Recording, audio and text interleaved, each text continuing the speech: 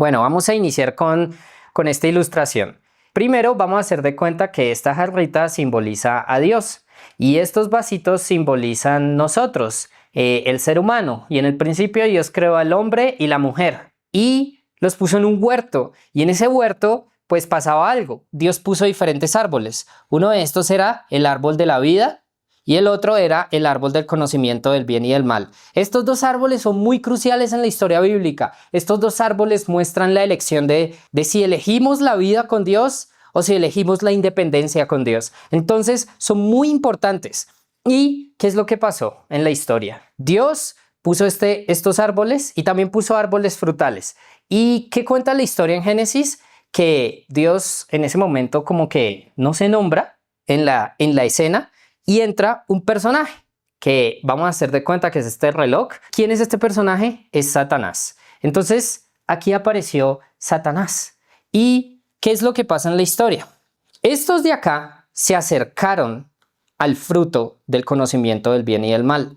Y Satanás entabló una conversación con la mujer y le dijo algo. ¿Es verdad que Dios dice que ustedes no pueden comer de ningún árbol del huerto? Y la mujer le respondió y le dijo, no, únicamente no podemos comer de acá porque Dios dijo que si comíamos de acá nos íbamos a morir. Y la serpiente de alguna manera se burló.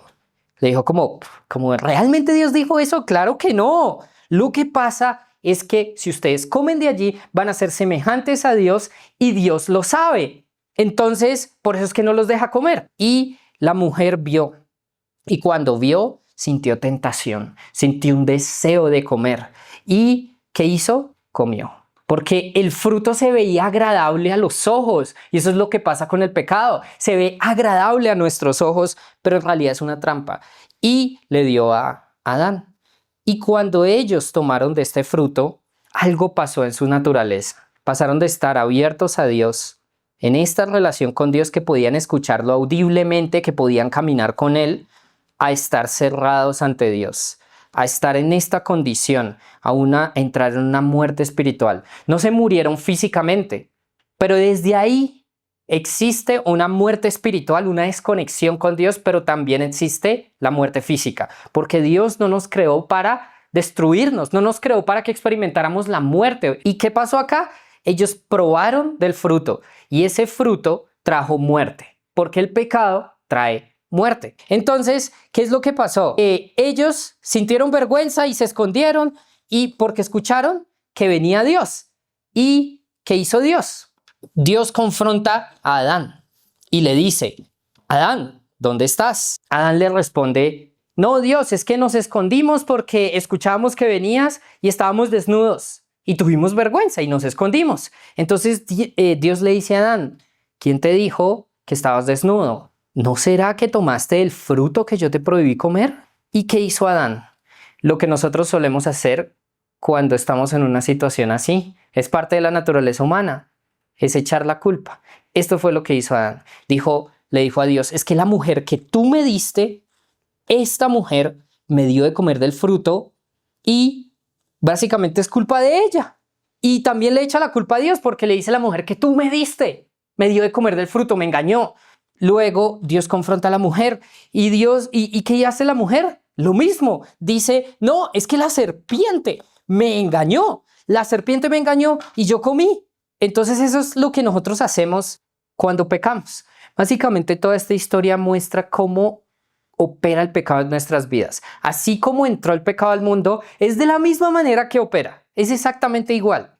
Y todos acá entramos en esta historia. ¿Por qué? Porque todos hemos estado en esta situación. Todos hemos estado sabiendo en nuestra conciencia que algo está mal. Y miramos y se ve agradable de probar. Pero sabemos que está mal. Pero nos llega ese pensamiento de, no, pero es que, ¿será que realmente Dios dijo eso? Y cuando hacemos caso a ese pensamiento, vemos que es agradable, se ve se ve tentador el fruto, se ve tentador el pecado. Y cuando tomamos del fruto, luego entra la muerte. Y cuando entra la muerte, uno quiere alejarse de Dios, uno quiere esconderse. Ellos que hicieron en la historia, y es que se taparon con hojas de higuera para tratar de tapar su desnudez. Y nosotros hacemos lo mismo. Básicamente intentamos hacer buenas obras, intentamos tener nuestras religiones, lo que sea, para tratar de alcanzar a Dios, para tratar de sopesar el daño causado por el pecado. Pero la verdad es que estamos ya lejos de Dios, que ya hay una muerte. Ya hay una muerte espiritual. No escuchamos a Dios audiblemente. Él está lejos, yo estoy acá y mi condición es de pecado. ¿Y qué es lo que pasa? Podemos inclusive excusarnos, decir, es que mi circunstancia, es que no tenía dinero, es que quería probar algo nuevo, etcétera, etcétera. Pero esas excusas no van a arreglar nuestra relación con Dios. Ya vamos a ver. Primero hay que iniciar con las malas noticias para entender las buenas noticias, ¿ok? Entonces, esto es lo que pasó. Esta es la historia de cómo entró el pecado al mundo. Pero Dios determinó algo. Dios dijo que un día iba a vencer a este personaje, el que trajo el pecado al mundo, lo iba a vencer. Y que iba a ser un descendiente de la mujer, o sea, iba a ser un ser humano que iba a vencer a la serpiente, le iba a aplastar la cabeza, pero que la serpiente lo iba a herir en el talón. Más adelante vamos a entender a qué se refiere todo esto. Entonces, Dios no dejó este panorama así, hay consecuencias. Lo que sucede es que la Biblia muestra algo, y es que el origen de la maldad es el pecado.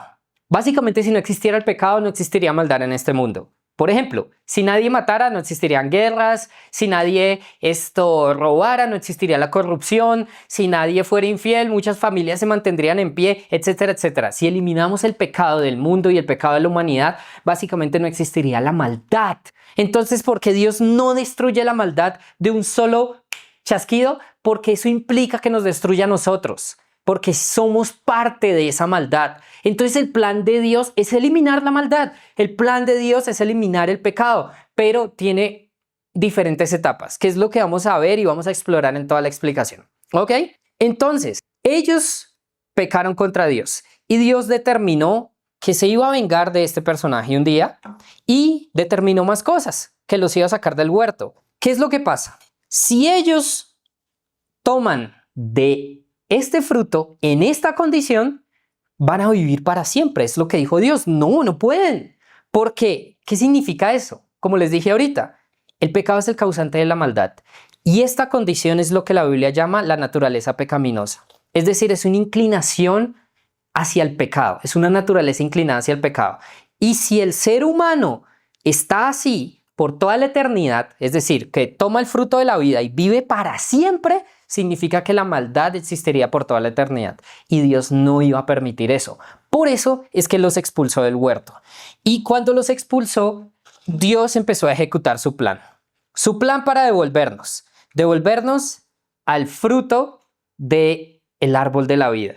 Este es el plan final de Dios, el fruto del árbol de la vida. Esto es lo que queremos lograr, pero estamos en esta etapa. Tenemos este problema. Todos hemos pecado. Entonces, ¿cómo fue el plan de Dios? Básicamente el plan de Dios fue, si uno ve en la historia bíblica, estos de acá se multiplicaron, pero sus hijos no nacieron así, sino nacieron así, cerrados ante Dios. Y esto es lo que se ve, el pecado sigue moviéndose en la humanidad. Y nosotros, ¿qué podemos hacer? Porque todos nosotros nacimos así, y uno puede ver en la historia bíblica que Dios decidió desplegar su plan. ¿Cómo inicia el plan de Dios? Básicamente, él de una descendencia aparta un hombre, aunque no inicia desde allí, pero es un punto clave. Y es ese hombre llamado Abraham. Y de allí sacó un pueblo entero. Y ese pueblo es el pueblo de Israel. Y de ese pueblo iba a nacer el Mesías. Entonces Dios, el Mesías que iba a aplastar la cabeza de la serpiente. Y Dios empezó a dejar las pistas en toda la palabra. Todas las profecías apuntan al Mesías, a un enviado, a un hijo descendiente de la mujer, que iba a ser un ser humano, que iba a ser un hijo de Dios, Salmo 2, y que iba a nacer de la descendencia de Abraham, Isaac, Jacob, del pueblo de Israel, etcétera, etcétera. Entonces, de ese pueblo iba a nacer el Mesías, y por eso es que le hace guerra a este pueblo en toda la historia de la humanidad. Trata de aniquilar ese pueblo de alguna manera porque es clave en la solución de Dios, en la salvación que Dios iba a traer. Pero ¿qué pasa? En medio de ese pueblo igual es rebelde, siguen así, siguen vasitos tapados. Pero en medio de ese pueblo surgen unas personas muy clave, llamadas los profetas. Y los profetas, ¿qué empiezan a decir? Empiezan a anunciar que un día iba a venir el Mesías, pero también empiezan a anunciar otra cosa. Empiezan a anunciar que el Mesías va a traer un reino eterno, el reino de Dios, y que va a vengarse de todos los enemigos de Dios, que va a derramar la ira de Dios sobre el mundo, las naciones, y que va a ser un día de juicio, un día grande y terrible, y que todos seremos juzgados por Dios, todo ser humano sin importar su procedencia, de todas las naciones. Y ese día se llama el Día del Señor. ¿Qué es lo que pasa? Han pasado miles de años, no han llegado ese día. Entonces yo tengo dos opciones. O que llegue ese día y Dios me juzgue, que ya va a ser muy tarde, o que yo primero vaya a Él. En Hebreos dice que está estipulado que toda persona, todo ser humano muera una vez y luego venga el juicio. O sea, acá todos estamos seguros que un día nos vamos a morir. Estamos absolutamente seguros, no lo dudamos, es parte de la condición humana, sabemos que un día vamos a morir. De pronto a veces ignoramos el pensamiento, pero es una realidad. Todos sabemos que un día vamos a morir. Pero es que ahí es donde está la cuestión. La Biblia pone en ese versículo con la misma seguridad la muerte que el juicio. O sea, ni se te ocurra pensar que no vas a ser juzgado o juzgada por Dios. Todos vamos a pasar por un juicio. Absolutamente todos. Entonces, tenemos que ver cómo estamos en nuestra situación legal con Dios. ¿Estamos bien? ¿Estamos mal? Pero necesitamos solucionar nuestra situación legal con Dios. Entonces vamos a explorar cómo es nuestra situación legal con Dios para saber si vamos a estar con Él, si vamos a morir e ir al cielo, si vamos a entrar en su reino o no. ¿Ok? Un día vamos a estar cara a cara con Dios. Digamos que este vasito es cada uno de nosotros. Y cuando yo quiera entrar, digamos que todos queremos ir al cielo, por decirlo así. Aunque la Biblia no se enfoca demasiado en el lugar como el cielo, como un lugar meramente espiritual y ya, sino que el tema es que el cielo va a venir a la tierra y va a establecerse un reino. Y la cuestión es, ¿yo voy a entrar en ese reino? Un reino se parece a un país. Digamos que en la antigüedad siempre existían reinos, siempre. Todos los países funcionaban bajo una monarquía, era lo normal. Hoy en día ya no funcionamos así, ya tenemos otros modelos de gobierno y demás, pero en la antigüedad era así. Y si Dios presenta que el cielo es un reino, pues nos da pistas de cómo funciona. Por ejemplo, un país tiene leyes, un reino también, solo que no vienen de un poder legislativo, sino que vienen del rey mismo, que estableció las leyes. La diferencia entre una monarquía humana y el reino de Dios es que el reino de Dios tiene un rey perfecto, justo, amoroso, donde no existe la injusticia ni la maldad. O sea, el rey que todos necesitamos y deseamos. Pero ¿cuál es la cuestión? Yo tengo que saber si voy a entrar en ese reino, entonces tengo que saber si soy legal. Vamos a mirar la ley de ese reino. Y uno puede decir, pero es que yo no conozco la ley de ese reino. No me pueden juzgar por algo que yo conozco. Y esto es una verdad parcial. O sea, yo tengo que conocer las leyes del reino donde yo voy o al país que yo voy. Por ejemplo, si yo me voy a Australia y manejo como manejo en Bogotá, me va a parar la policía porque estoy en contravía y yo no puedo decir exactamente como, no, señor policía, pero es que yo manejo, en Colombia se maneja de este lado del carril, ustedes son los que están al revés, todos están mal excepto yo. Yo no puedo hacer eso, yo no puedo imponer mi moral por encima del reino de Dios, yo no puedo decir como, no, es que de pronto yo considero que esto es bueno, que esto es malo y Dios sabe, no es tan así. Además pasa algo, todos conocemos algo de la ley de Dios, así sea un poquito. ¿Y dónde está ese algo? Y alguien me puede decir, no, pero Oscar, yo no conozco absolutamente nada de la ley de Dios, yo no me crié ni católico, ni cristiano, ni nada, yo no tengo nada que ver con eso. No importa si no tienes ni siquiera una religión, no importa ni tu religión, ni nada de eso, porque Dios puso algo de su ley en nuestra conciencia. Y nuestra conciencia nos atestigua qué está bien y qué está mal. Al menos nos da una idea. Por ejemplo, todos tenemos una noción básica de que matar está mal. De pronto, hay excepciones de personas que ya se acostumbraron o se autojustificaron y encallecieron su conciencia. Pero es porque le salió un callo. Eso no es natural. Un niño tiene la sensación que si ve un asesinato no va a decir esto es bueno. No, viene con una sensación de que hay algo mal. Cuando crecemos hay un punto en que llegamos a cierta edad, algunos más temprano, otros un poco mayores, donde su conciencia se despierta y saben que ciertas cosas están bien y están mal. De pronto un bebé no tiene ese mismo nivel de conciencia, no lo tiene, pero nosotros a cierta edad empezamos a entender. Por ejemplo, empezamos a entender que robar está mal, empezamos a entender que deshonrar a los padres está mal, empezamos a entender que mentir está mal, etcétera, etcétera. Empezamos a entender que codiciar y muchas de esas cosas están mal. Lo curioso es que estoy citando los 10 mandamientos. ¿Y por qué sabemos cosas de los 10 mandamientos antes de que nos los enseñen? Es porque la ley de Dios está en nuestra conciencia y no la podemos ignorar. Dios es demasiado bondadoso. Él no te va a juzgar de lo que tú ignores. Él no te va a juzgar por eso. El reino de Dios dice que donde no hay ley no hay transgresión. Por ejemplo, si no has tenido la revelación que, no sé, mentir está mal, Dios no te va a juzgar por eso. Pero ¿cuál es la cuestión? Si ya sabes en tu conciencia, ya no tienes excusa. Entonces todos estamos acá como que sujetos a darle cuentas a Dios. Entonces vamos a observar un poco de los 10 mandamientos. Bueno, ¿qué mandamientos se saben? ¿Alguien me puede decir? No robar, no mentir, no adulterar, honrar a padre y madre, no amar algo a alguien más que a Dios. Y ahora está la pregunta, ¿has amado a alguien o a algo más que a Dios? ¿En algún punto de tu vida? ¿Has mentido alguna vez? ¿Ok? ¿Has adulterado alguna vez? Y acá entramos con 2 mandatos y es no adulterar o no matar. ¿Qué pasa? Ahí sí alguien puede decir, no, yo no he matado. Yo no he matado a nadie. Entonces, digamos que empiezo bien. Sí y no. ¿Qué pasa? La ley de Dios, en el reino de Dios solo entran los puros de corazón. Es decir, que la ley no juzga los actos y ya, sino que juzga las intenciones. Y por eso es que el apóstol Juan dice que cualquiera que odia a su prójimo es un asesino en su corazón. O Jesús dice que cualquiera que mire a alguien con lujuria es un adúltero en su corazón. Porque ese es el estándar del reino de Dios. No es que yo entre en el reino de Dios odiando a la gente y codiciando con mis ojos y con mi corazón a las mujeres. No, yo no puedo entrar hacia el reino de Dios.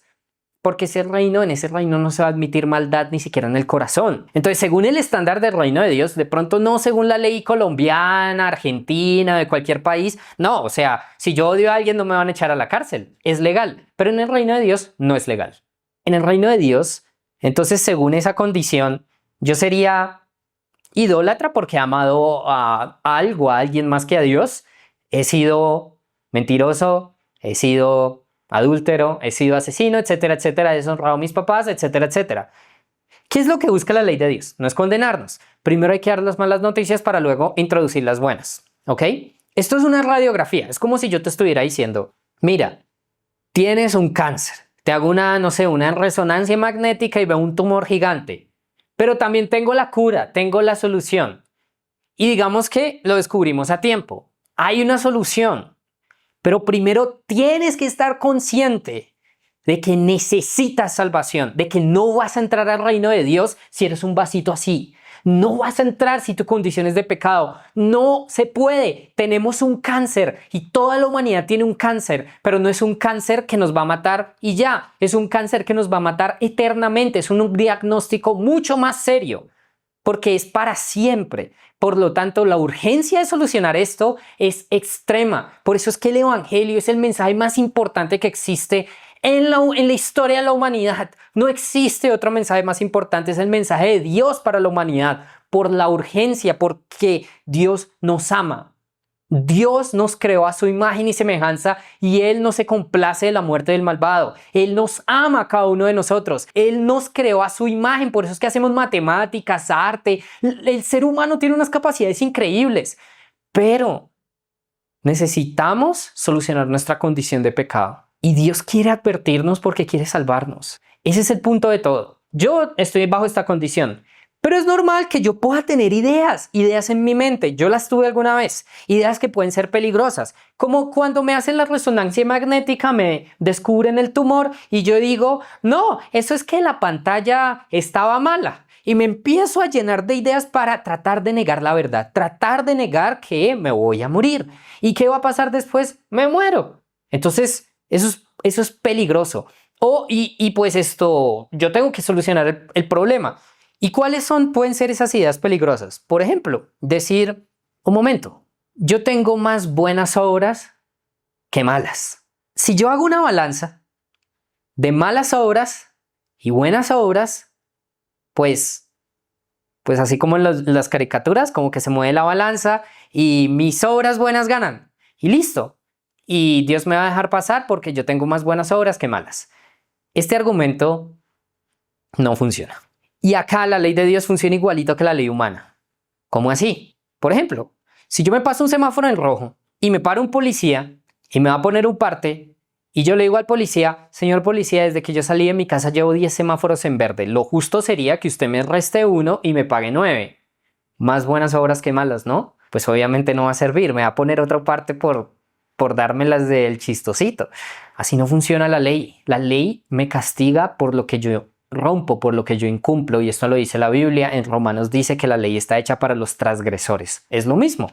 La ley está hecha para los que la incumplen. Entonces yo no puedo decir, no, yo he sido bueno, pues tú has hecho cosas buenas, ok, pero es que el que honres a tus papás, el que digas la verdad, no te da un mérito, sino que es lo normal. Pero la ley te juzga por lo que incumples. Entonces ese argumento no funcionaría. Alguien podría pensar, ok, pero un momento, yo he leído en la Biblia, he escuchado, he visto prédicas y demás. Dios es amor, Dios no me va a juzgar así como así, porque Dios es amor. Y si Dios es amor, entonces, listo, Él me va a salvar de este juicio y ya. Esto puede ser un argumento inconsciente. De pronto lo hemos escuchado y es porque no entendemos el concepto de amor de Dios. El amor de Dios no es exactamente el concepto que de pronto hemos aprendido. El amor de Dios es santo, es puro, es perfecto y no admite la injusticia. Y les voy a dar un ejemplo. Digamos que cada uno de ustedes es un juez 100% justo, un juez perfecto que jamás se ha equivocado. Y yo llego y yo trabajo para ustedes y les digo, mire, señor juez o señora juez, tengo un caso. Una persona robó una tienda, hay testigos, atraparon a esa persona con las manos en la masa y hay cámaras también. Entonces ustedes pueden pensar, esta está muy fácil ese caso. Ok, listo. Vamos a traer la persona implicada. Y cuando llamo a la persona implicada, resulta ser, cada uno ponga el nombre de la persona que más ama. Su mamá, su hijo, su pareja. Imagínense esa situación. Y ustedes son jueces justos. Si ustedes dicen, no, yo no voy a juzgar, lo siento, yo no puedo. Básicamente habría allí un problema. Ustedes están incumpliendo sus funciones y ahora ustedes tendrían que ser juzgados porque no están siendo justos. Entonces, ¿qué es lo que se puede hacer? Lo que se puede hacer es aguantarse y decir, lo siento, y bajar el martillo. Y aunque ames a la persona, tienes que juzgar. Ese es el dilema que tiene Dios. Dios nos ama realmente. Dios nos creó a su imagen y semejanza y no se complace por nuestra muerte, pero tiene que juzgarnos. Es parte de la naturaleza de Dios ser justo, ¿ok? Entonces, ahí está nuestra situación. Dios sí nos ama, pero también Dios es 100% justo. Entonces, ese argumento tampoco sirve. Y uno puede decir, ok, pero pues mis pecados no son tan malos como los de otros.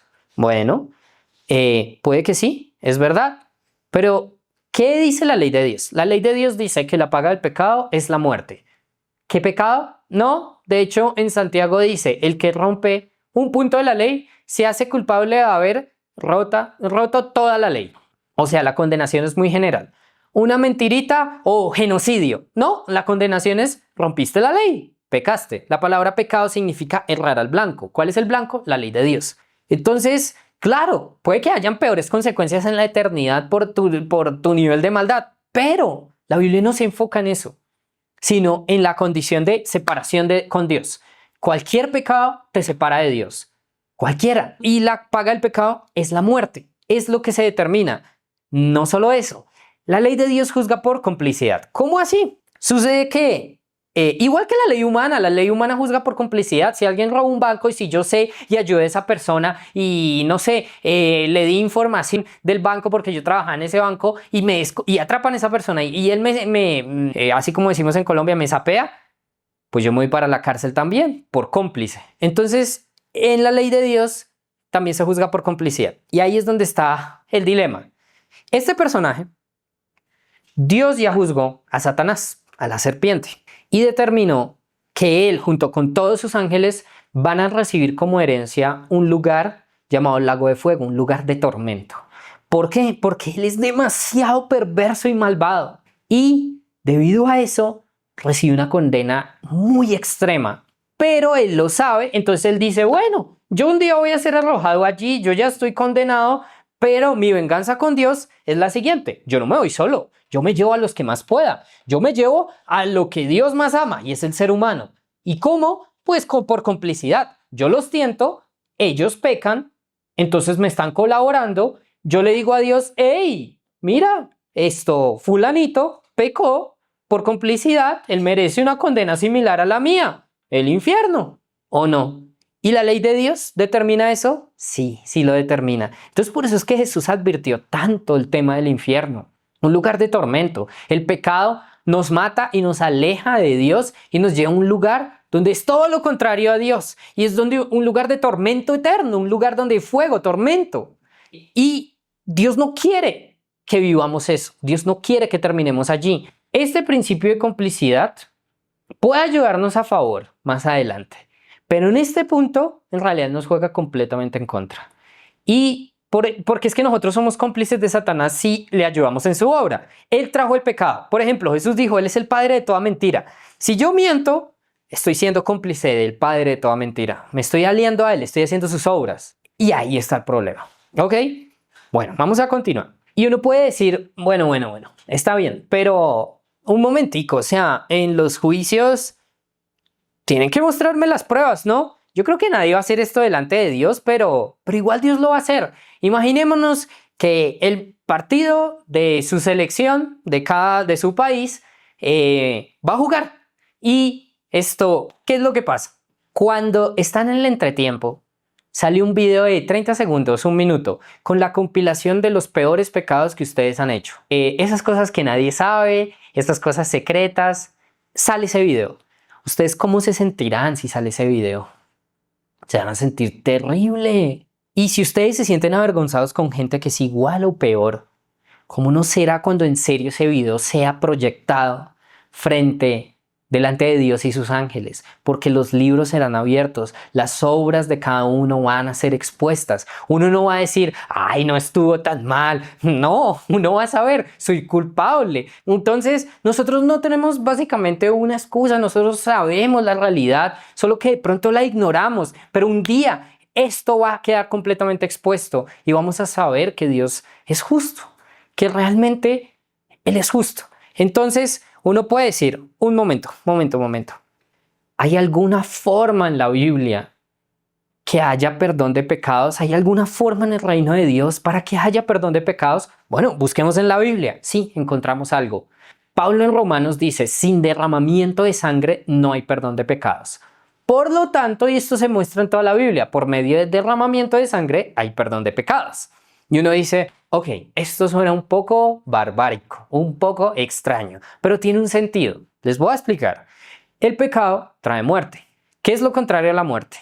Lo contrario a la muerte es la vida. Entonces, para cubrir el pecado, la muerte, toca cubrirlo con vida. Y en la Biblia dice que en la sangre está la vida. Esto es un principio espiritual, no es solo algo meramente físico, aunque sí tiene relación inclusive en lo físico, pero es algo espiritual. La sangre es vida. Entonces, yo podría decir, no, pues sáqueme Dios, que Dios me saque toda la sangre y ya entro en su reino de una vez. Y Dios me va a decir, así no funciona. ¿Por qué no funciona? Porque si tú has pecado, tu sangre está contaminada con muerte.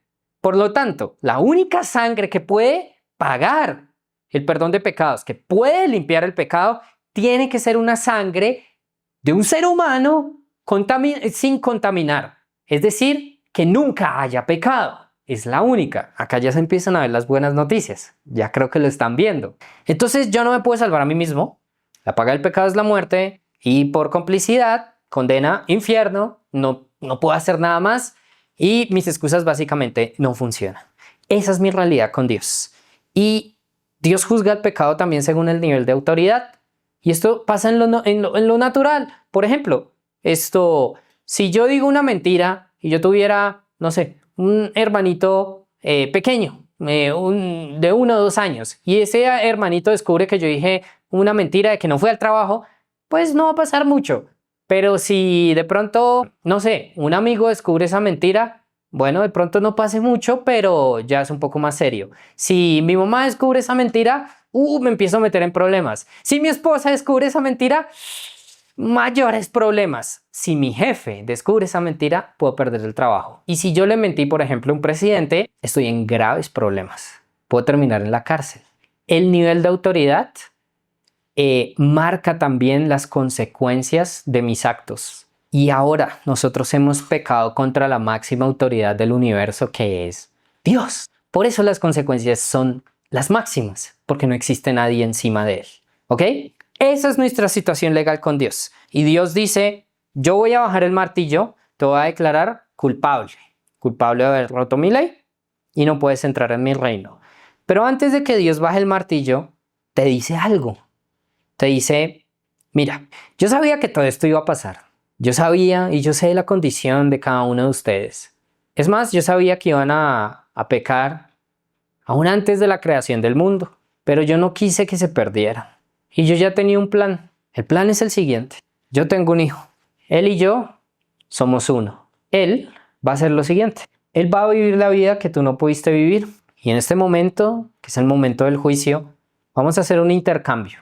Tú le vas a dar tu identidad, tu cédula, ID, y él va a intercambiar contigo. Y yo lo voy a tratar a él como si fueras tú. Y a ti te voy a adoptar como mi hijo. Y así vamos a solucionar el problema. Entonces eso fue lo que hizo Jesús. Jesús vino, vivió una vida sin pecado, pero a la vez entregó su cuerpo de ser humano para ser destruido. Es lo que merecíamos cada uno de nosotros. Es el juicio de Dios contra todos los pecados de esta naturaleza humana. Todos los pecados, los más atroces. Entonces por eso el juicio tuvo que ser el más extremo posible. La muerte de Cristo fue lo más extremo posible. No solo fue crucificado, fue torturado previamente, fue desgarrado previamente, fue desfigurado previamente. Y después fue a la cruz y recibió la ira de Dios sobre él. Y Dios descargó todo el juicio sobre él. Por eso es que Jesús dijo, Padre, antes de ir a la cruz, pasa de mí esta copa amarga, que es la copa de la ira de Dios. Él no quería beber eso, pero Dios derramó su ira, que es lo que merecían nuestros pecados. ¿Y qué es lo que pasa? Acá hay un vacío legal. ¿Cuál es el vacío legal? La paga del pecado es la muerte. Pero si Jesús nunca pecó, ¿no sería ilegal según el reino de Dios que se muriera? Sí, es ilegal. Por eso, Él venció a la muerte. Y Dios lo resucitó entre los muertos, porque la muerte no tiene el derecho de retener a alguien que no ha pecado, no lo puede retener, y así es que Jesús venció a la muerte al nunca haber pecado. Y se cumplió la profecía, alguien venció a Satanás, le aplastó la cabeza, pero salió herido en el intento, o sea, murió en el intento de hecho, pero resucitó. Y Dios determinó a Jesús, a Cristo, como el juez de vivos y muertos, cumplió todas las profecías, es un nacido de mujer, es de la descendencia de Abraham, de Isaac, de Jacob, del rey David, etc. Nació el pueblo de Israel, es el enviado que Dios había prometido para solucionar todo el problema del pecado y que nos quiere devolver este árbol, el árbol de la vida, darnos vida eterna. Entonces Jesús hizo eso, y si yo acepto el intercambio, que Él toma mi lugar, Dios ahora entrega un hijo, quiere uno de vuelta y me adopta como su hijo. Entonces, yo ya no tengo que hacer obras, yo solo tengo que ser cómplice de la obra de Cristo. ¿Y qué es lo que pasa? Si soy cómplice de su obra, ahora recibo lo que Él merece. Por eso les dije que el principio de complicidad puede jugarme a favor. Entonces, nosotros debemos elegir de quién vamos a ser cómplices, ¿de Cristo o del diablo? Y depende de eso, determina mi vida eterna, determina el juicio de Dios, ya sea que me presente delante de Dios para ser premiado o para ser condenado.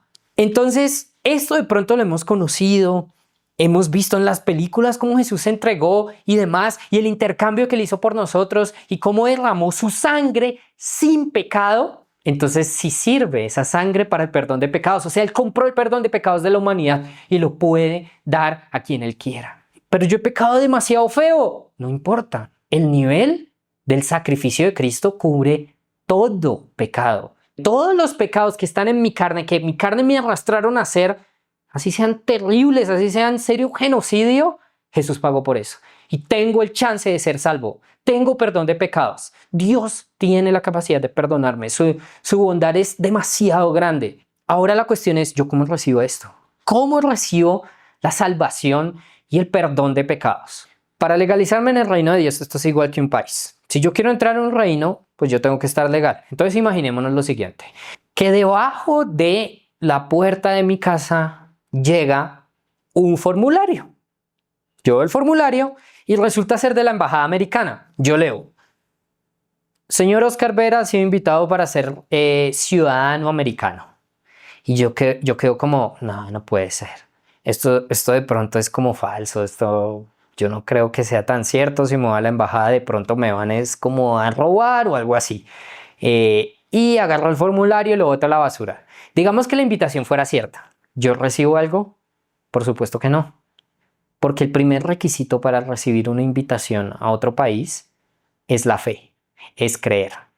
Pero entonces la embajada sabe que no es tan fácil para mí creer. Entonces me llaman, me dicen: Oscar, habla con tal funcionario de la embajada, usted puede buscar en la página oficial, mire el formulario tiene hologramas y demás, los puede verificar así y asá, de los dos lados, puede llamar a la embajada, mire que es el primer resultado de Google, puede verificar todo lo que usted necesite para que confíe que esta invitación a ser ciudadano es verdadera. Entonces yo hago toda la labor, yo digo: oiga, es verdad, me están invitando a ser ciudadano americano. Estas son buenísimas noticias. Y entonces ya tengo el componente de la fe. ¿Cómo Dios hace eso cuando nos invita a su reino? Es normal que uno diga: ¿será que es el Dios verdadero? ¿Será que Jesús es el Hijo de Dios? ¿Será que la Biblia es cierta? ¿Será? Necesito tener la fe. Y cuando hay una búsqueda honesta, no es por retar a Dios, sino una búsqueda genuina y honesta, Dios te puede ayudar. Dios te va a dar la fe suficiente. Es posible que inclusive, no más escuchando este mensaje, ya sientas en tu interior: esto es verdad, porque el que convence de todo esto es el Espíritu Santo. Te convence de pecado y también de que todo esto es verdadero. Y de pronto tú digas: no, yo no necesito ninguna prueba, yo ya sé, me estoy consumiendo acá, yo sé que esto es la verdad, o sea, siento que me retumba. Está bien, pero de pronto tú dices: yo no estoy tan seguro, necesito ayuda, necesito creer. Entonces el Señor puede hacerlo y nosotros somos nombrados, por decirlo así, todos los creyentes, embajadores, para dar pruebas de eso. Y Jesús fue como el embajador de su reino, el primero de todos, donde Él dio muestras de su reino. Él no solo hablaba, sino demostraba que en su reino no había enfermedad, por eso sanaba enfermos. En su reino no había ni dolor, ni llanto, ni angustia, y por eso es que liberaba a los cautivos, sanaba a los quebrantados de corazón, multiplicaba comida porque en su reino no hay escasez económica, resucitaba muertos porque en su reino no hay muerte, etc. Entonces, Jesús demostró su reino para que las otras personas pudieran tener fe.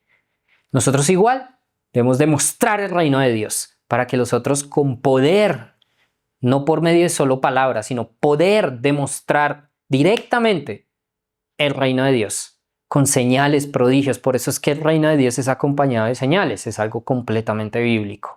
Y continuemos con la analogía. Digamos que yo digo, listo, yo esto creo que me están invitando a la embajada americana, voy a llenar el formulario. Entonces empiezo a mirar el formulario. Dice, primer punto, señor Oscar Vera, usted tiene que renunciar a su ciudadanía colombiana actual.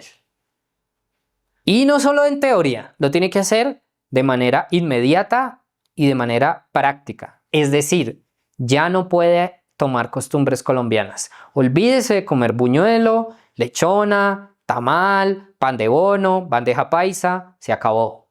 Su vida como colombiano se acabó hoy. Y ahora tiene que hacer lo contrario. Tiene que adoptar el estilo de vida americano. Tiene que comer en, no sé, McDonald's, Subway. Ya no puede ver cosas colombianas, ni que novelas, Sábados Felices, que ni Betty la Fea. No, ahora tiene que ver series gringas de Netflix. Y yo digo, ok, bueno, esto implica un costo, porque a mí me gusta el pan de bono. Y mucho. Pero yo sopeso y yo digo, oh, pero me están invitando a Estados Unidos. No, suerte, ya, yo voy a desechar el pan de bono. Está bien, lo voy a hacer. Y me dicen que tengo que ir a la embajada y confesar eso como si hubiera sido un crimen. Entonces tengo que llegar y decir, sí, con mi pan de bono, lechona, está bien. Y me dicen, tranquilo, usted nunca fue colombiano. Vamos a considerar que usted no fue colombiano, porque es que los colombianos no son admitidos en nuestro país. Por eso es que tenemos que eliminar su vida como colombiano. Y porque no queremos que la cultura colombiana entre en nuestro país, ¿ok? Esto es una analogía del reino de las tinieblas versus el reino de la luz. ¿Cuál es el primer requisito de dejar de ser colombiano en el reino de Dios? Es que te arrepientas de tus pecados. Entonces, tú tienes que decir, hey, ya no voy a seguir haciendo las cosas del país de Satanás. Robar, mentir, mira, ya no puedo. Y además porque en mi nuevo país, en el reino de Dios, no se admiten esas cosas, ni se admite esa cultura, así que yo tengo que cortar acá con mi ciudadanía actual. Yo tengo que vivir aquí en la tierra como en el cielo. Así que ya no más. Y tengo que ir a la embajada o tengo que hablar directamente con Dios y decirle, perdóname porque he pecado contra ti y he hecho esto y aquello. Tengo que ser sincero. Sin sinceridad, el acuerdo no es real, porque Dios lo sabe todo. Tiene que haber una sinceridad completa. Pero Dios, en el momento que confieses tus pecados y te arrepientas, tomes un rumbo contrario, te va a perdonar esos pecados inmediatamente.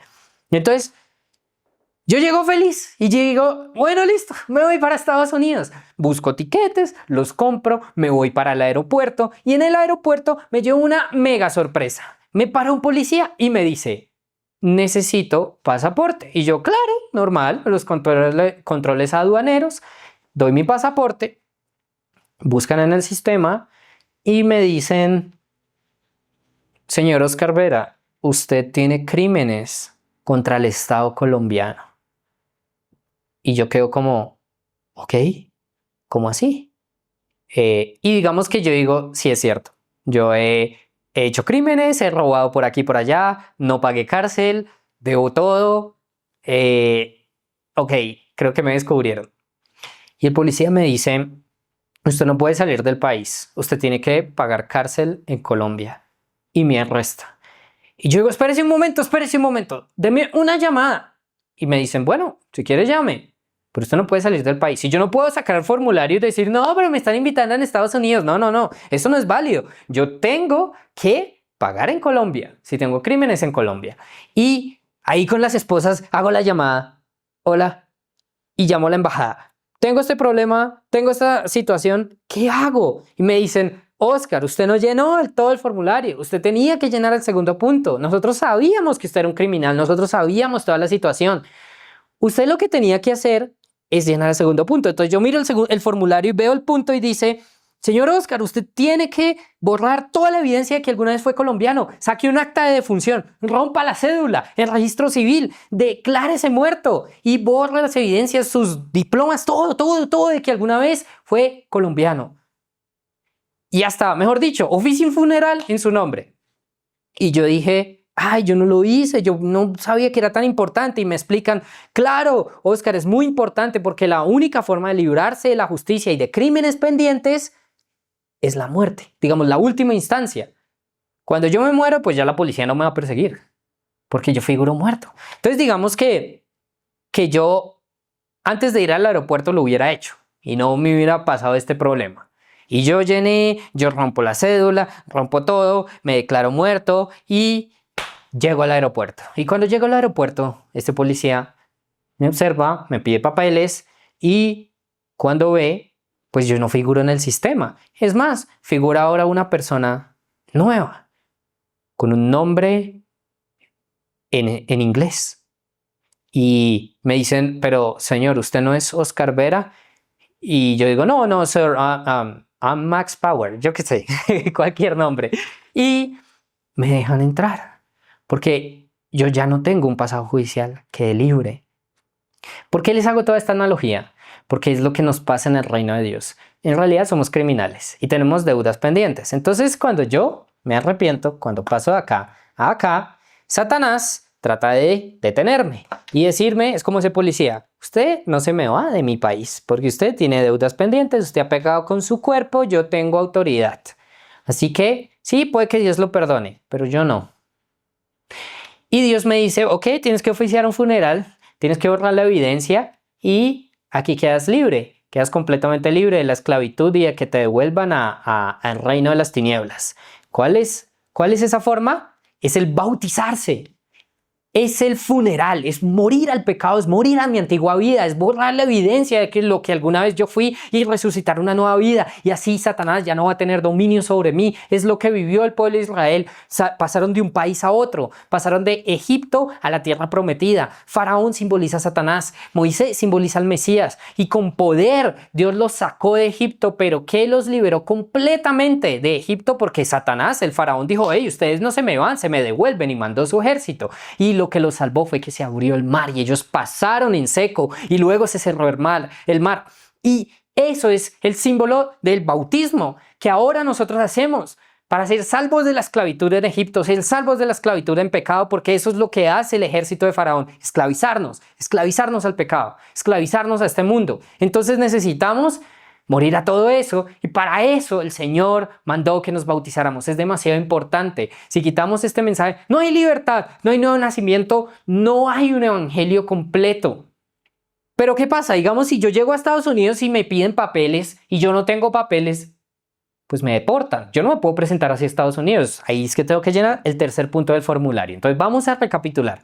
Primer punto, tengo que dejar de ser colombiano, o sea, arrepentirme. Segundo punto, tengo que borrar la evidencia, o sea, bautizarme. Tercer punto, ¿cuál es el tercer punto? Entonces yo leo el formulario. Dice, señor Oscar, tiene que reclamar la residencia. Y yo digo, uy, ni siquiera me van a dar visa de turista, sino una de residencia. Estos están como muy bondadosos, qué chévere.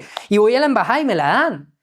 ¿Y qué es la residencia en el reino de Dios? Bueno, la residencia en lo natural es un permiso donde tú ya puedes entrar, salir del país con libertad, y es la promesa que si tú permaneces vas a ser ciudadano.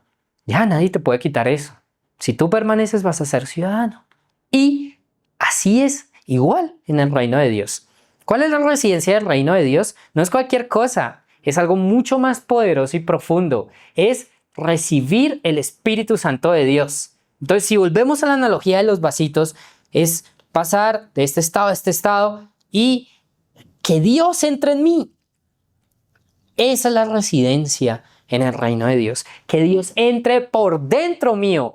Y si yo vivo eso, mi vida va a ser completamente transformada. Porque es que es la marca de Dios. Dios me marca para la eternidad. Y cuando venga Jesús, Él va a hacer una redada. ¿Cuál va a ser la redada? Es la siguiente. Va a pedir papeles. Y los que no tengan papeles, fuera de mi reino, fuera de mi país, porque solo en mi país van a estar los que están legales, no los que están ilegales. Entonces Jesús, cuando vuelva, va a pedir papeles. ¿Cuáles son los papeles? Es ¿Tienes mi espíritu? ¿Sí o no? Esa es la marca de que eres mío o no. Y ¿lo tienes? Listo, eres mío. Bienvenido a mi reino. Vas a vivir para siempre conmigo. Y esa es la marca que tenemos que tener. Es el adelanto de la salvación. Ya podemos probar el reino, ya tenemos libre entrada en el país, pero no físicamente, pero sí en el espíritu. Es más, en los países tienen idiomas. En el reino de Dios me dan idiomas, me dan nuevas lenguas para que yo me comunique directamente porque el país está muy lejos, físicamente hablando. Entonces yo ya puedo hablar con Dios, inclusive en los idiomas del cielo. Puedo comunicarme directamente con Él. Y es más que eso, es más que una marca. Es Dios por dentro mío. Es el que me va a mostrar a Cristo. Es el que me va a mostrar el reino de Dios. El que me va a hacer experimentar el cielo. Por eso es que la Biblia dice que el Espíritu son las arras de nuestras promesas. Es el adelanto. Así como en una compraventa se da un dinero de adelanto, que son las arras de que el negocio se va a hacer. Entonces, si tú tienes el Espíritu Santo, tú sabes que vas a tener vida eterna. Ya está hecho el negocio, ya se firmó el papel, se te dio el adelanto y Dios te promete que vas a recibir no solo la residencia, la ciudadanía. Y va a estar completo el trato. Y mientras tanto puedes probar el país. Pero no solo eso. ¿Cuál es el problema? Aparte del idioma, cuando tú llegas a un nuevo país, digamos que yo llego ya, compré mis pasajes, me fui, no me paró el policía, me presento mi residencia y llego al país. ¿Y cuál es el problema que tengo? No tengo trabajo. Es lo más normal. Pues mira, en el reino de Dios pasa algo, te dan de un trabajo, inmediatamente. ¿Cuál es el trabajo que te dan? El tema es que tienes que aplicar. Es que te hacen embajador del reino de Dios. ¿Cómo así? Es como si a mí me nombraran embajador de Estados Unidos y me dijeran, Oscar, nosotros le vamos a dar todas las pruebas, vaya, todas las credenciales que quiera, vaya y llévese comida de acá, aprenda si quiere hacer barbecue texano y llévese comida rápida y muestre nuestro país, hable de nuestro país, de la cultura de nuestro país, de cómo somos en nuestro país, de la tecnología de nuestro país, etcétera, etcétera. Pero lo queremos nombrar embajador. Y queremos que más colombianos entren. Por lo tanto, vaya a Colombia y dígale a su familia, sus amigos, la gente que conozca de esta invitación. Y le damos la autoridad en nombre de nuestro país para dar papeles. Y le damos las señales para que usted lo haga. Va a estar en la página web, todo. Vaya. Y yo digo, tengo que dejar la comodidad. Tengo que volverme a Colombia. Está bien. Yo lo hago por amor a los míos, porque quiero que también reciban este regalo. Y así es el reino de Dios. Me nombran embajador y me comisionan. ¿Cuáles son las señales que me certifican del mensaje que estoy dando? Sanar enfermos, echar fuera demonios, otras señales adicionales, poner las manos sobre las personas para que reciban el Espíritu Santo, que yo le puedo dar la residencia a otros. Y el Señor me puede usar como un embajador para legalizar a otras personas. Y ese es el plan. Y cualquiera que entra en este trato, tengo que decirle, ahora tú también eres embajador, veías lo mismo.